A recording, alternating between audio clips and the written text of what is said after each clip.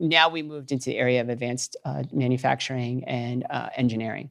And so the last 3.5 years, we've worked with Goodwin University, and we've also worked with Middlesex Community College, and most importantly, our local businesses to develop an authentic curriculum. All of the areas that I spoke about, the curriculum is not just written by our teachers. To be honest, our teachers are wonderful, but they don't have the practical expertise. Sure.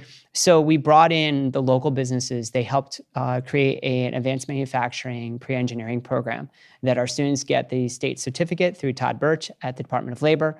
And we also have a relationship with local businesses so that they can do a paid pre-apprenticeship program. We just put in last year Haas mini mills.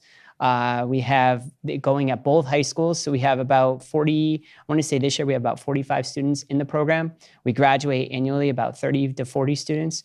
And they're actually going out, they're doing their job site visits, they're getting involved. But the key thing is that no matter what path the students are taking, we want them to understand not just what it means to work in that industry, but what it means to be a good employee.